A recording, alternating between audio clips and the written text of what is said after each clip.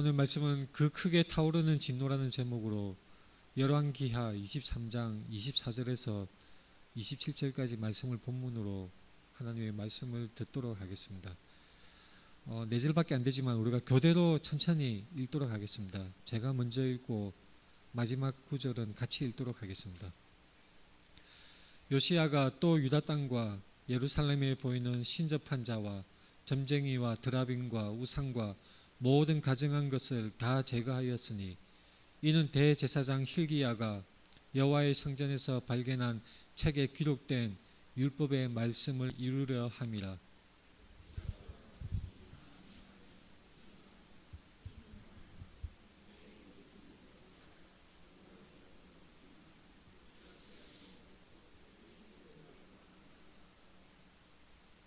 그러나 여호와께서 유다를 향하여 내리신 그 크게 타오르는 진노를 돌이키지 아니하셨으니 이는 므낫세가 여호와를 경노하게 한 그 모든 경노 때문이라. 같이 읽겠습니다. 여호와께서 이르시되 내가 이스라엘을 물리친 것 같이 유다도 내 앞에서 물리치며 내가 택한 이 성 예루살렘과 내 이름을 거기에 두리라 한 이 성전을 버리리라 하셨더라. 아멘. 우리 앞뒤 좌우 돌아오면서 반갑게 사랑의 눈으로 바라보며 인사하겠습니다. 사랑합니다. 축복합니다. 사랑합니다. 축복합니다. 이 요시야 왕에 대해서는 우리가 예전에 한번 설교 말씀에서 다룬 적이 있습니다. 요시야 왕은 굉장히 훌륭한 왕으로 그렇게 성경이 평가하고 있습니다. 이 성경에서 훌륭한 왕으로 평가하는 왕들이 있는데 히스기야 왕이 대표적인 사람이죠. 우리가 잘 알다시피 면백기도, 하나님 앞에 간절히 기도해서 하나님의 응답을 받았던 명군 히스기야, 우리가 손에 꼽을 수 있는 아주 훌륭한 왕이라고 할 수가 있습니다. 근데 이 훌륭한 히스기야 왕의 아들인 므낫세는 손에 꼽을 수 있을 만큼 아주 사악한 왕이었습니다. 어떻게 이런 일이 있을 수 있을까요? 히스기야의 그 훌륭한 신앙, 그 놀라운 하나님을 섬기는 그 훌륭한 왕 히스기야의 아들이 므낫세, 이 므낫세가 어떻게 또한 그렇게 사악한 왕으로 살아갈 수가 있었을까요? 정말 우리는 언뜻 이야기가 어렵지만 사실은 우리 속에도 마찬가지입니다. 부모님이 신앙이 아주 훌륭하고 믿음 생활을 잘하는데 그 자녀들은 곁길로 나아가고 사악한 길로 빠져드는 안타까운 일이 없지 않은 것이 바로 우리의 현실인 것입니다. 반대의 경우도 있습니다. 므낫세의 아들 아몬도 사악한 왕이었는데 그 아들 아몬의 사악한 그 왕의 아들 요시야는 또한 그 아버지 아몬과 같지 아니하고 아주 훌륭한 왕으로 하나님을 진정으로 섬기는 좋은 선한 왕으로 살았던 것입니다. 부모가 아무리 악하고 우상숭배에 빠져 있다고 할지라도 그 자녀는 하나님을 섬기는 바른 믿음, 하나님을 온전히 따르는 그런 참된 신앙으로 살아가는 경우가 있는 것입니다.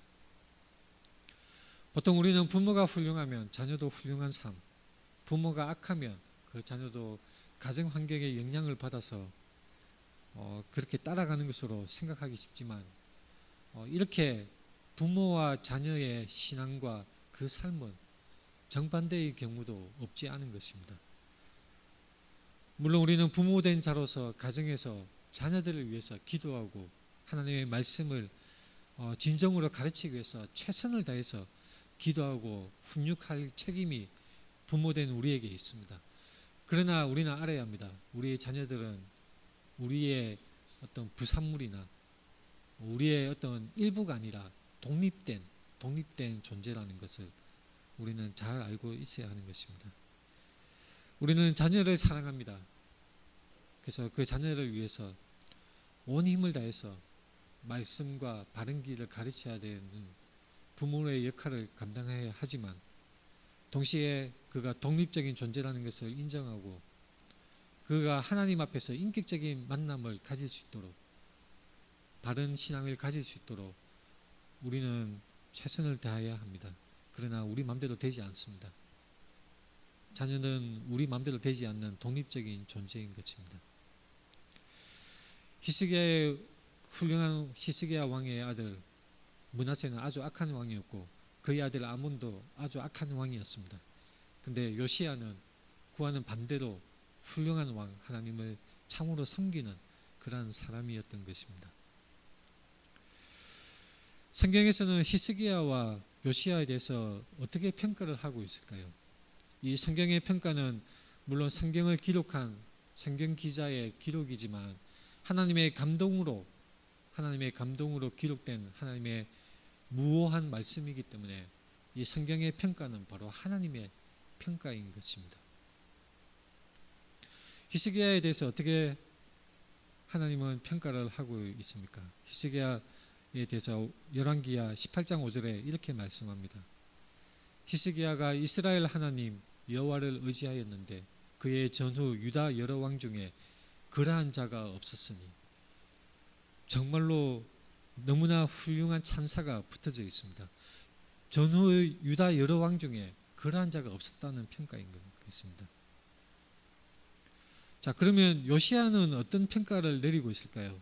요시야에 대해서는 열왕기야 23장 25절에 이렇게 말씀하고 있습니다. 요시야와 같이 마음을 다하며 뜻을 다하며 힘을 다하여 모세의 모든 율법을 따라 여호와께로 돌이킨 왕은 요시야 전에도 없었고 후에도 그와 같은 자가 없었더라. 자, 우리는 좀 의아할 수가 있죠.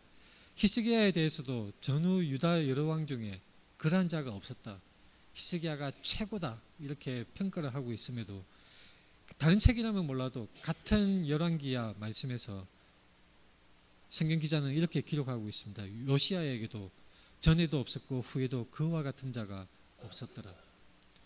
둘 다 최고라는 뜻입니까? 어떻게 히스기야에도 전후 유다 여러 왕 중에 그러한 자가 없었다고 말씀하고 같은 책에서 요시야에 대해서도 전에도 없었고 후에도 그와 같은 자가 없었다고 말씀할 수가 있을까요? 우리는 이런 점을 생각할 수가 있습니다. 비행기를 발명한 사람이 누구입니까? 라이트 형제이죠. 형 윌버 라이트, 그리고 동생이 오빌 라이트입니다. 윌버 라이트와 오빌 라이트, 이 두 형제가 비행기를 발명을 최초로 한 사람으로 역사는 기록하고 있습니다.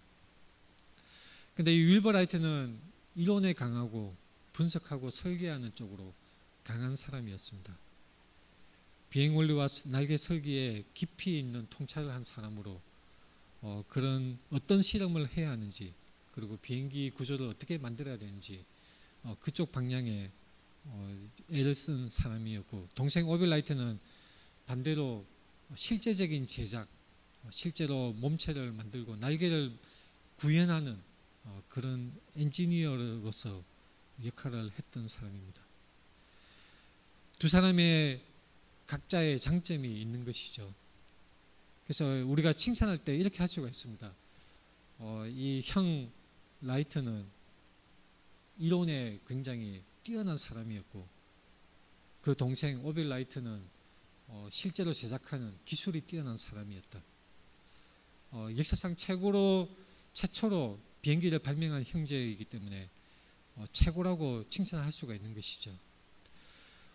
각 그 형제의 이 칭찬하는 주안점에 따라서 각각의 방면에 최고라고 말을 할 수가 있는 것입니다. 말하자면 이것입니다. 히스기야는 여호와를 의지하였는데 그 하나님을 의지하는 그쪽 면에서 유다 왕 중에 그러한 자가 없었다고 생각할 수가 있습니다. 요시야 왕은 율법을 따라서 율법을 잘 지켜서 개혁을 했던 사람으로 그쪽 면에서 하나님은 칭찬을 하신 것으로 생각을 할 수가 있는 것입니다. 물론 히브리 언어 습관에서, 당대의 히브리 언어 습관에서 너도 최고야, 그리고 이 사람도 최고야, 그렇게 칭찬하는 사례가 발견이 됩니다.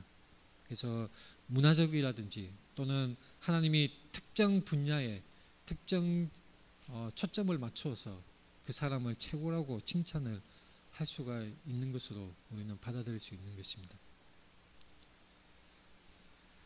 근데 재미있는 사실이 있습니다. 히스기야가 유다 전후 유다 여러 왕 중에 그러한 자가 없었다고 칭찬을 하고, 요시야에게도 율법을 따라 여호와께로 돌이키는 왕은 전에도 없었고 후에도 그와 같은 자가 없었다고 칭찬을 하는데, 정말 재미있는 점은 다윗 왕과 비교한다면 동일하다고 공통적인 칭찬을 하는 것을 관찰할 수 있습니다.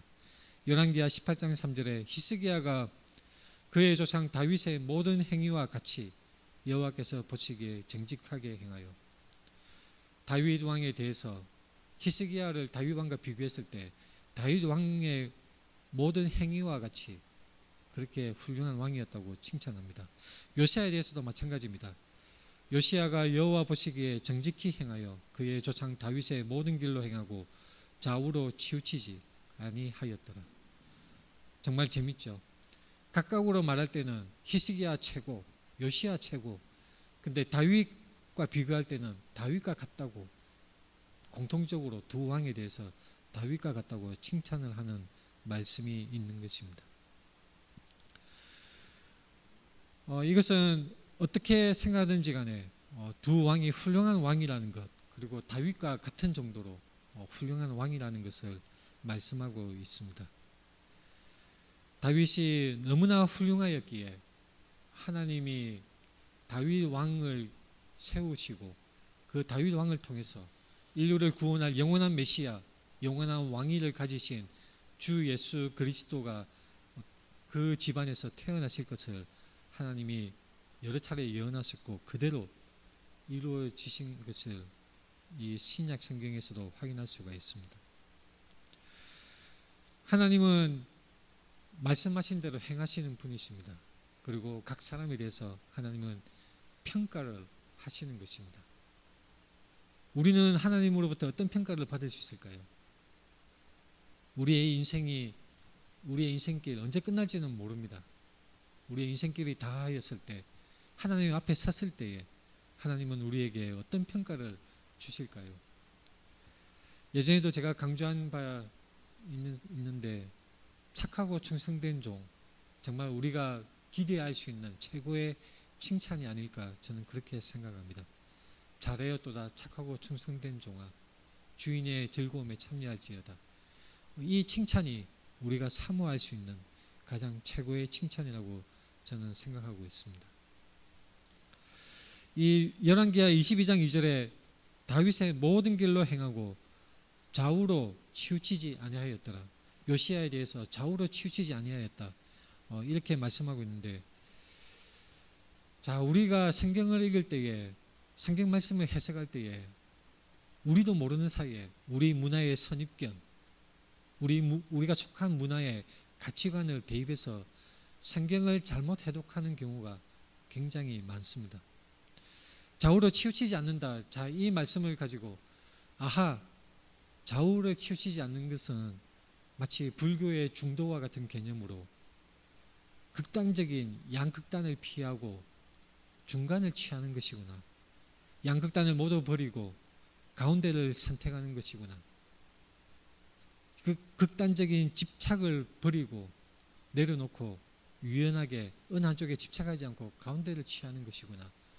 우리는 흔히 이렇게 해석을 하고 받아들이기 쉽습니다. 유교에도 중용이라는 개념이 있습니다. 비슷한 개념이죠. 지나치지도 않고 부족하지도 않은 상태, 적절한 상태, 중간값을 취하는 중용의 개념이 있는 것입니다. 그래서 관계 속에서도 극단에 치우치지 않고 적절하게 적당한 값을 취해서 이렇게 좋은 관계를 이루어가는 그런 중용의 개념, 이것이 우리 머릿속에 가득 차 있기 때문에 성경을 읽을 때도 좌우에 치우치지 아니하였더라면 중간값을 취하는구나, 적당한 값을 취하는 것이 하나님이 바라시는 것이구나, 잘못 해석하기 쉬운 것입니다. 이 구절은 유다왕 요시야를 평가하면서 말씀하신 구절입니다. 좌우로 치우치지 아니하였더라. 근데 이것은 불교의 중도나 유교의 중용 사상과는 전혀 관계가 없는 성경 본래의 표현인 것입니다. 무슨 뜻입니까? 바로 이것은 좌우로 치우치지 아니하였다는 것은 하나님의 말씀대로, 하나님의 말씀에 정확하게 순종하였다는 그런 뜻인 것입니다. 좌우로 치우치지 아니하였다는 것은 왼쪽으로 죄의 방향으로 잘못된 방향으로 치우쳤다는 것을 말합니다. 오른쪽도 마찬가지 또 다른 죄의 방향으로 치우쳤다는 것입니다. 이것은 균형을 잡는 것이 아닙니다. 양극단을 피하고 적당한 중간값을 취하는 것이 아닙니다. 하나님의 말씀에 대해서 정확하게 말씀대로 순종하는 것, 이것이 성경이 말씀하는 좌우로 치우치지 아니한다는 의미인 것입니다. 요시야 왕은 어떻습니까? 우상 숭배로 기울이지 않았습니다. 또한 반대로 정치적, 문화적인 그런 배경에 끌려다니지 않았습니다. 사람들의 압력에 굴하지 않았습니다. 당시의 문화와 우상 숭배의 그런 관습에 끌려가지 않았습니다. 하나님의 기준, 하나님의 말씀에 순종하고 그 말씀대로 기준을 삼아서 살아가는 것, 그것이 성경이 말씀하는 좌우로 치우치지 아니하는 삶인 것입니다. 우리는 하나님의 말씀에 정확히 맞추어서 살고 있습니까? 현대 기독교인들이 가장 많이 범하는 행태가 이것입니다. 너무 과하게 신앙생활을 하면 안 돼. 교회에 미치면 안 돼. 그냥 적당히 타협을 해서 구원을 아슬아슬하게 유지를 하면서 적당하게 세상의 쾌락도 좀 즐기고 세상의 이익을 좀 꾀하면서도 구원을 잃어버리지 않으면서 적당하게 타협해서 세상과 원만하게 그렇게 살아가면 그것이 최고의 삶이야. 사람들이 무의식 중에 이러한 가치관에 젖어서 살아가고 있습니다. 교회 가서 기도한다고 하면, 예배 드린다고 하면 너 미치는 거 아니야? 종교에 미치면 안 돼. 그렇게 염려하는 사람들이 너무나 많이 있는 것입니다. 성경은 말씀합니다. 좌우로 치우치지 아니하는 것, 그것은 어떤 상황에서도 하나님이 기뻐하시는 대로, 하나님의 말씀대로, 그 말씀이 나의 기준이 되어서 말씀대로 살아가는 것, 그것이 하나님이 기뻐하시는 삶입니다. 오히려 미지근한 상태를 하나님은 싫어하십니다. 차지도 덥지도 아니한 그 상태를 하나님은 싫어하시고 오히려 내치신다고 분명히 하나님은 말씀하셨습니다.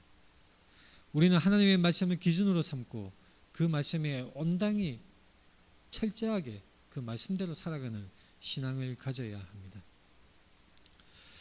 이 본문 말씀에 요시야 왕은 하나님의 말씀, 율법책을 발견을 하였습니다.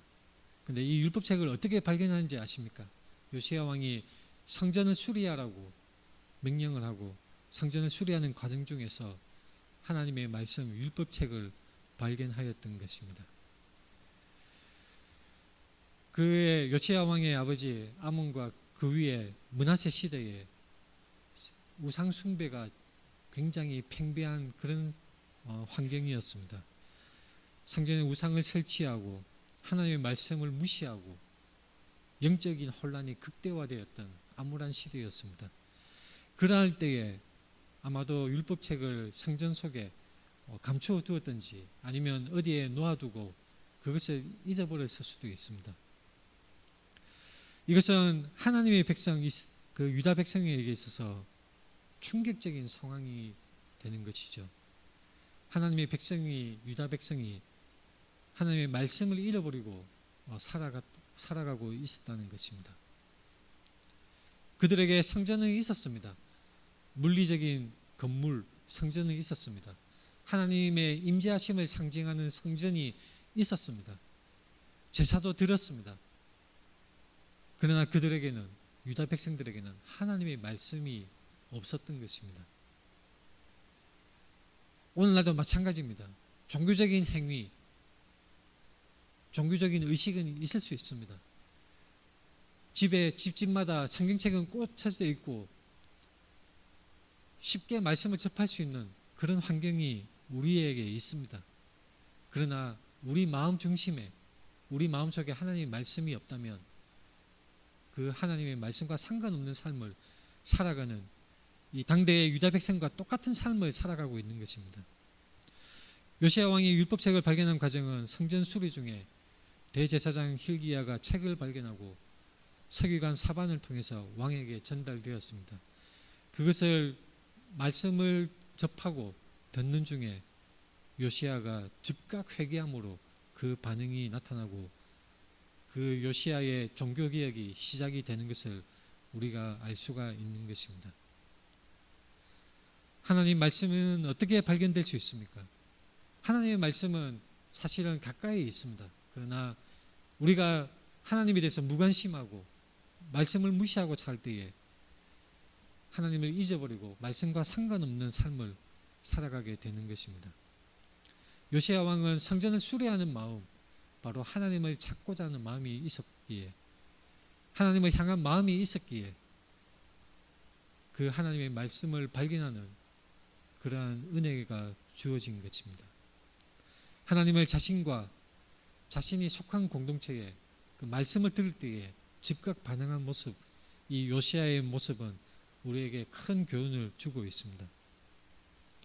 하나님께 나아가는 자, 하나님의 말씀을 가지고 그 말씀을 접했을 때에 말씀에 반응하여 하나님께 나아가는 이 요시야 왕의 자세는 우리에게 꼭 필요한 신앙의 자세인 것입니다.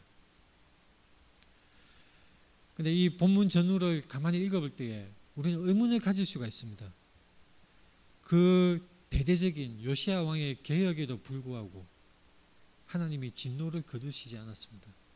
유다에 대한 그 심판의 그 무서운 하나님의 진노가 거두어지지 않았던 것입니다. 요시야 왕은 마음을 다하며 뜻을 다하여 힘을 다하여 모세의 모든 율법을 따라서 하나님께로 돌이킨 왕입니다. 전무후무한 왕으로 성경은 칭찬을 하는 훌륭한 왕입니다. 그런데 왜 하나님은 유다를 향해서 내리신 진노를 돌이키지 아니하셨을까요? 유다 왕의 개혁에도 불구하고 하나님이 진노를 거두지 않은 이유가 무엇일까요? 열왕기하 23장 25절에서 요시야의 개혁이 칭찬이 되고 바로 그 다음 절 26절에서 여호와의 진노가 돌이키지 않았다고 선언되고 있습니다. 이것은 우리에게 의문을 가지게 하는 말씀이죠. 그런데 성경 기자는 이 말씀을 기록할 때에 의도적으로 이것을 기록을 한 것입니다. 왜 하나님이 그 진노를 거두지 않았을까요? 바로 므낫세의 죄 때문입니다. 므낫세의 죄가 그 후손에게 책임을 묻는 것이 아니라 므낫세가 그 범한 죄를 고스란히 그 유다 백성들은 반복해서 범죄하고 있었던 것입니다.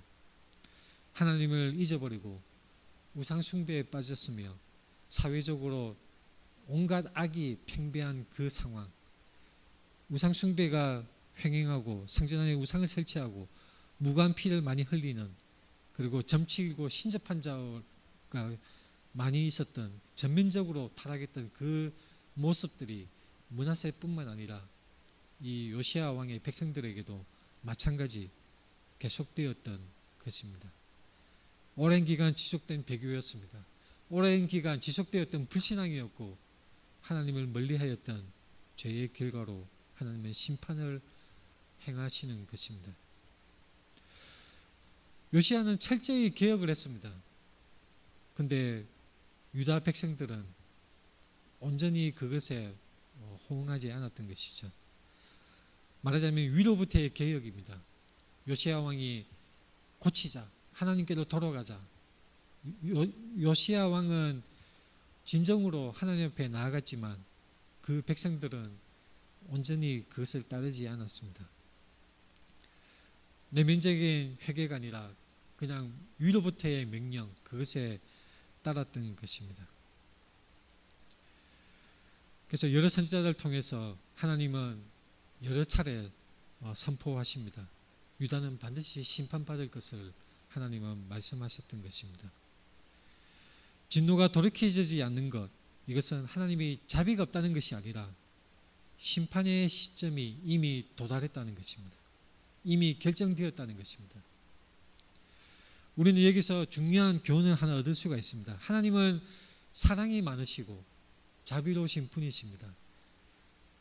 우리가 죄를 지을 때에 하나님은 길이 참으십니다. 오래 참으십니다.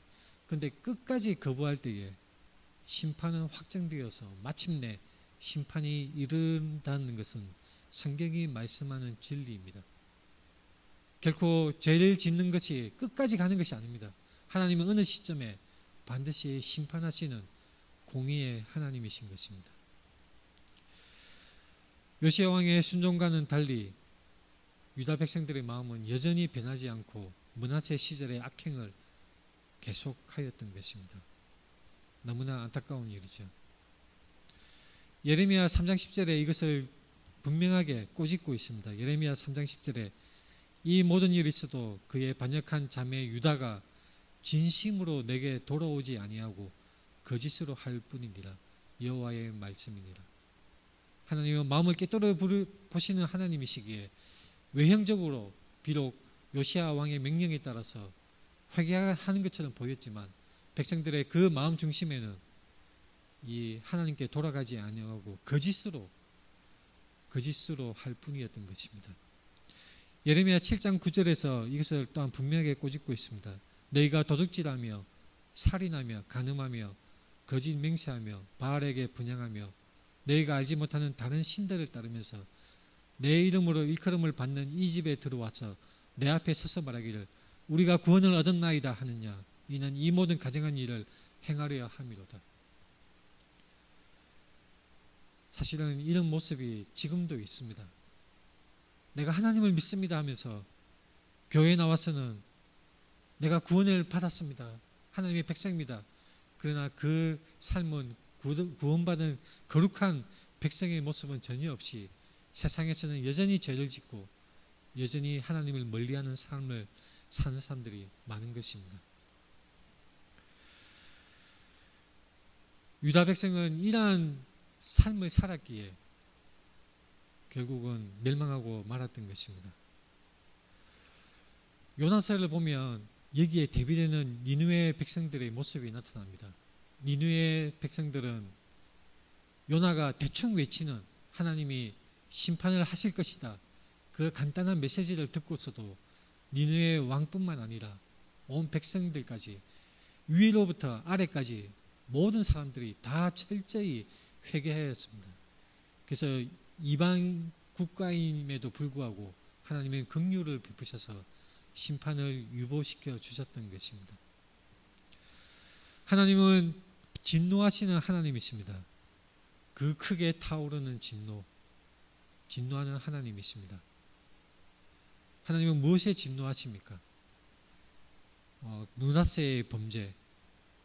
이 16절에 보면 므낫세가 유다에게 범죄하게 하여 여호와께서 보시기에 악을 행한 것 외에도 또 무죄한 자의 피를 심히 많이 흘려 예루살렘 이 끝에서 저 끝까지 가득하게 하였더라. 무죄한 자를 피를 흘리고 하나님을 배교하고 하나님을 등지고 이 우상 숭배에 빠진 므낫세의 범죄를 계속하였던 것입니다. 하나님은 공의로우신 하나님이십니다. 근데 죄의 해결에 관해서는 우리 인간들은 철저한 무능력한 그런 존재들입니다. 인간의 노력으로 하나님의 이 진노를 피할 방법이 전혀 없습니다. 요시야 왕은 어떻게 긍휼하심을 받았습니까? 진정으로 회개해서 하나님 말씀에 즉각적으로 응답하였기 때문입니다. 내가 듣고 마음이 부드러워졌고 옷을 찢고 울었으므로 내가 들었다. 하나님이 말씀하셨습니다. 마음이 부드러워지고 하나님 말씀을 접할 때에 그 마음이 부드러워졌습니다. 완고함의 반대입니다. 하나님 말씀 앞에서 마음이 부드러워지고 겸손하고 자신을 낮추어서 하나님의 은혜를 바라보며 하나님 앞에 엎드리는 그 회개의 마음, 그것이 정말로 중요한 것입니다. 왕이지만 요시야 왕은 하나님 앞에서 자신을 겸손하게 낮추었습니다. 옷을 찢었습니다. 진정한 슬픔과 회개의 표시인 것입니다. 하나님 앞에 통곡하였습니다. 단순한 그런 감정이 아니라 하나님의 말씀을 어긴 것에 대한 그 통회하는 마음, 영적으로 통곡하는 그러한 신앙의 모습이 보여주고 있습니다.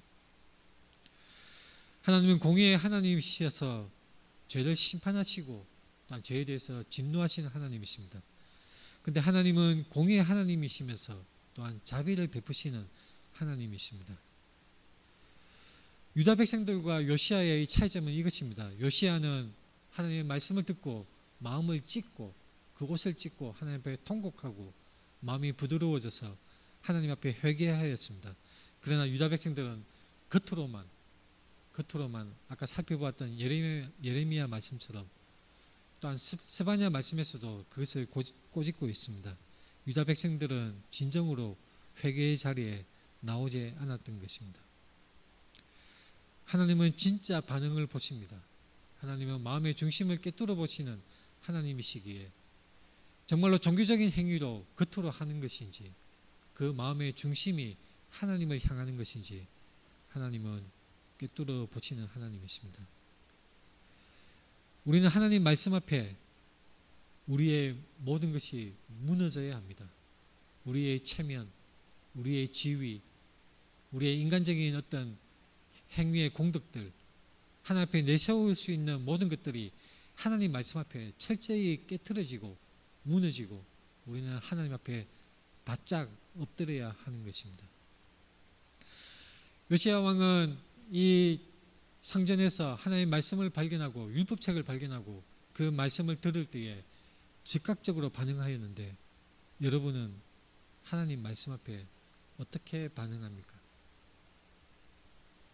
하나님의 진노의 말씀 앞에 어떻게 반응하고 있습니까? 우리의 죄를 밝혀 보이게 하시고 우리가 어떻게 그릇된 길로 갔는지 하나님은 말씀을 통해서 우리에게 알려주시고 하나님이 어떤 분이시라는 것을 또한 말씀을 통해서 우리에게 알려주시고 있습니다. 여러분은 이 말씀 앞에 어떻게 반응하고 있습니까? 스바냐에서는 이 하나님의 심정이 그 절절하게 표현되어 있습니다. 스바냐 2장에서 수치를 모르는 백성아 모일지어다 모일지어다 너희는 여호와를 찾으며 공의와 겸손을 구하라 너희가 혹시 여호와의 분노의 날에 숨김을 얻으리라. 하나님이 정말로 그 애타는 마음으로 우리를 부르시고 있는 것입니다.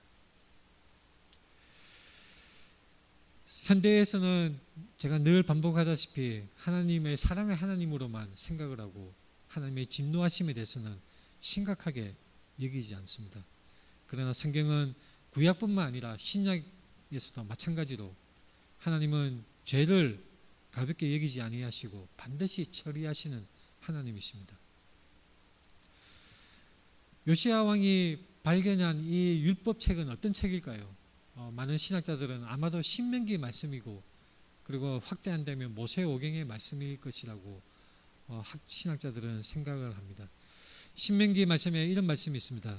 내가 오늘 복과 저주를 너희 앞에 두나니 만일 내가 오늘 너희에게 명하는 너희의 하나님 여호와의 명령을 들으면 복이 될 것이요 너희가 만일 내가 오늘 너희에게 명령하는 도에서 돌이켜 떠나 너희의 하나님 여호와의 명령을 듣지 아니하고 본래 알지 못하던 다른 신들을 따르면 저주를 받으리라. 이것이 그 유명한 신명기 사관입니다. 하나님 앞에 순종하고 하나님 앞에 나올 때는 복을 받고 그렇지 아니하고 불순종하고 우상숭배를 하면 저주를 받을 것이라는 분명한 하나님의 말씀입니다. 복과 저주가 바로 사람 앞에 놓여져 있는 것입니다. 이것이 구약 말씀으로 끝나는 것일까요? 하나님은 구약의 하나님으로 심판하는 하나님이시고 신약에서는 사랑의 하나님으로 다 용서해 주신다는 그런 신약과 구약의 하나님이 다른 하나님일까요? 그렇지 않습니다. 신명기 11장의 이 무서운 말씀 복과 저주를 너희 앞에 두나니 이것은 구약으로 끝나는 것이 아니라 지금도 적용이 되는 것입니다. 지금은 더 분명한 복음의 진리가 선포되어져 있습니다. 어떤 말씀입니까? 요한복음 3장 36절에 아들을 믿는 자에게는 영생이 있고 아들에게 순종하지 아니한 자는 영생을 보지 못하고 도리어 하나님의 진노가 그 위에 머물러 있느니라. 정말로 무서운 무서운 말씀입니다. 아들을 믿는 자에게는 영원한 생명이 있습니다. 복이 있습니다. 그런데 영생을 보지 못하고 아들에게 순종하지 아니하는 자, 그 사람들에게는 하나님의 진노가 그 위에 머물러 있다는 말씀인 것입니다.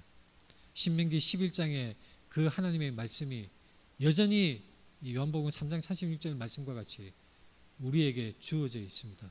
복과 저주가 우리 앞에 놓여져 있는 것입니다. 우리는 어떻게 반응해야 합니까?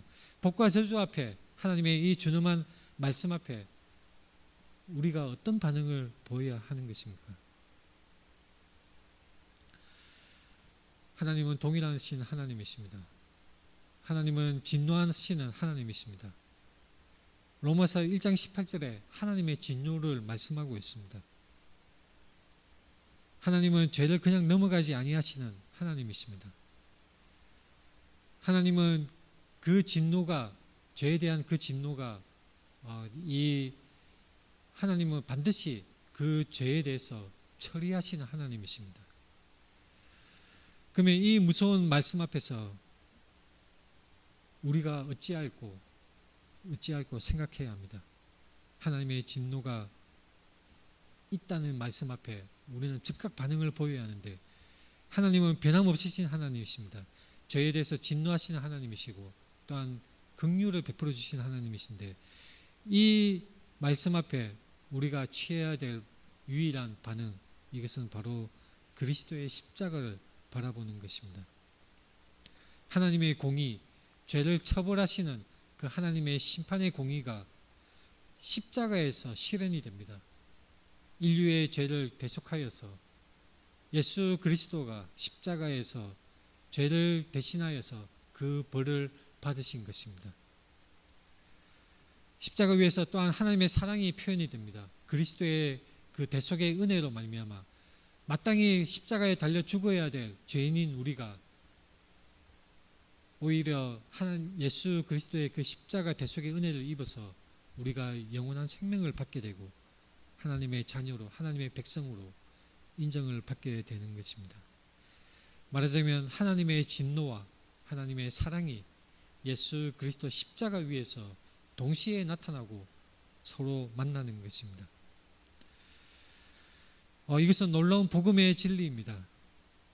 하나님은 공의의 하나님이시고 결코 그 공의의 하나님의 성품이 구약에서 신약으로 넘어오면서 변화된 것이 아니라 하나님은 동일한 하나님이신데 그 공의의 하나님의 공의가 십자가에서 실현이 되었고 사랑의 하나님의 또한 그 성품이 십자가 위에서 만나는 것입니다. 하나님의 진노는 역사 속 심판에서 시작되었고 십자가에서 집중되고 마지막 심판에서 언젠가 재림하시는 그날 마지막 심판의 때에 그것이 또한 완성될 것입니다. 하나님이 선택한 주의 백성들은 이 말씀 앞에 어떻게 반응합니까? 우리 주 예수 그리스도께로 나아옵니다. 주 예수 그리스도께로 나옵니다. 하나님의 이 말씀 앞에서 반응이 달라지는 것이죠. 멸망의 자녀들은, 멸망의 자식들은 이 말씀을 무시합니다. 그러나 하나님의 백성, 하나님의 그 예정하신 하나님의 백성들은 주 예수께로 나오는 것입니다. 베드로 후서 3장 9절 말씀을 제가 읽어드리겠습니다. 주의 약속은 어떤 이들이 더디다고 생각하는 것 같이 더딘 것이 아니라 오직 주께서는 너희를 대하여 오래 참으사 아무도 멸망하지 아니하고 다 회개하기에 이르기를 원하시느니라. 하나님의 심판이 계속 유보되고 있는 것은 우리를 향하신 하나님의 긍휼하심 때문에, 우리를 대해서 오래 참으시기 때문에 그런 것입니다. 이 기회의 순간, 아직 심판이 오지 아니한 지금 이 순간에 우리는 예수 그리스도께 나아가야 하는 것입니다. 이것이 복음의 진리이고 바로 이 영원한 생명의 유일한 길인 것입니다. 예수 그리스도를 붙드십시오. 유일한 길입니다. 같이 기도하겠습니다.